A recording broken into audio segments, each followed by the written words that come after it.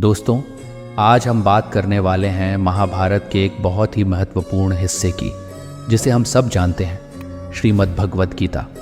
और आज हम इसके पहले अध्याय कुरुक्षेत्र के युद्ध स्थल में सैन्य निरीक्षण के बारे में समझने जा रहे हैं। श्रीमद् भगवद गीता ये वह ग्रंथ है जो भगवान श्री कृष्ण ने अर्जुन को महाभारत के युद्ध में उपदेश दिया।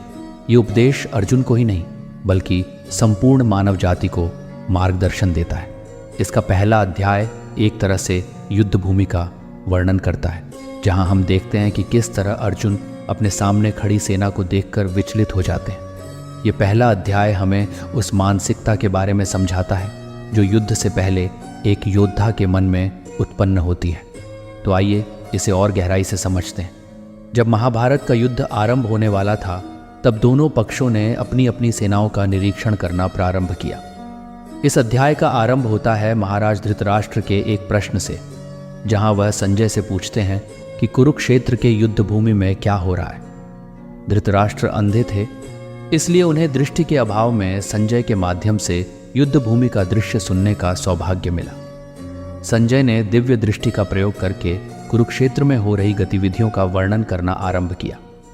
धृतराष्ट्र का प्रश्न सुनते ही संजय ने बताया कि दुर्योधन अपनी सेना के मध्य जाकर अपने गुरु द्रोणाचार्य के पास जाता है और उनको कौरवों की सेना और पांडवों की सेना का हाल बताता है।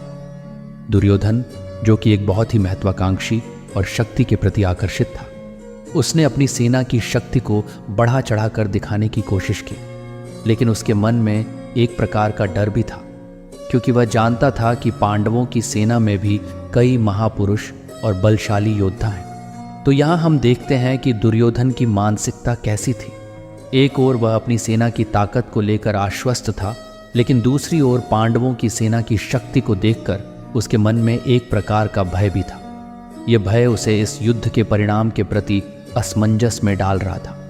फिर वह अपनी सेना का विस्तार से वर्णन करता है, जिसमें वह अपनी तरफ से उपस्थित महायोद्धाओं जैसे भीष्म, कर्ण, कृपाचार्य, अश्वत्थामा आदि का नाम लेता है और उनकी वीरता को लेकर अपनी प्रसन्नता व्यक्त करता है। इसके पश्चात अर्जुन, जो कि पांडवों की ओर से युद्ध के लिए तैयार खड़ा था, उसने भगवान श्री कृष्ण से अपने रथ को दोनों सेनाओं के मध्य में खड़ा करने का आग्रह किया।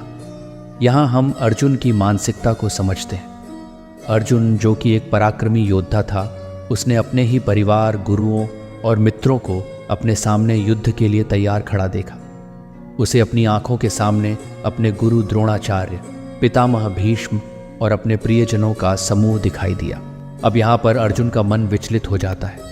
उसे समझ नहीं आता कि क्या वह सही कर रहा है या गलत। उसे ऐसा महसूस होता है कि वह उन लोगों से युद्ध कर रहा है जिनसे उसे प्रेम और आदर मिला है। ये विचार उसके मन में एक गहरी संवेदना उत्पन्न करते हैं और वह भगवान श्री कृष्ण से कहता है कि वह इस युद्ध को नहीं करना चाहता। उसके मन में करुणा और दया का भाव उमड़ता है। वह सोचता है कि इस युद्ध का क्या परिणाम होगा। यदि वह अपने ही परिवार, अपने ही गुरुओं और अपने ही सगे संबंधियों का नाश कर देगा तो उसकी क्या प्राप्ति होगी। यहाँ हम अर्जुन के भीतर की द्वंद्वात्मकता को देख सकते हैं। अर्जुन को यह समझ नहीं आता कि क्या वह धर्म के मार्ग पर चल रहा है या अधर्म के। उसका मन अशांत हो जाता है, उसके शरीर में कंपन होने लगता है और उसके हाथों से धनुष गिर जाता है। अर्जुन एक योद्धा होने के बावजूद इस युद्ध को लेकर मानसिक रूप से तैयार नहीं हो पाता है। वह सोचता है कि यदि इस युद्ध में उसकी विजय होती भी है तो भी वह कैसे अपने प्रियजनों के वध के बाद इस विजय का आनंद ले सकेगा। उसका मन पूरी तरह से अस्थिर हो जाता है और वह श्री कृष्ण के समक्ष अपनी भावनाओं को प्रकट करता है। अर्जुन की इस अवस्था में भगवान श्री कृष्ण उसे ध्यानपूर्वक सुनते हैं और उसके मन की इस अवस्था का समाधान करने का निर्णय लेते हैं। लेकिन इस पहले अध्याय में श्री कृष्ण ने कुछ नहीं कहा। वह बस अर्जुन की बातों को सुनते हैं और उसे अपनी भावना को व्यक्त करने का अवसर देते हैं। अर्जुन की मनोस्थिति को इस तरह देखकर हम समझ सकते हैं कि एक योद्धा चाहे कितना भी पराक्रमी क्यों ना हो, जब वह अपने ही सगे संबंधियों के साथ युद्ध में उतरता है तो उसके मन में करुणा, दया और प्रेम का भाव उत्पन्न होना स्वाभाविक है।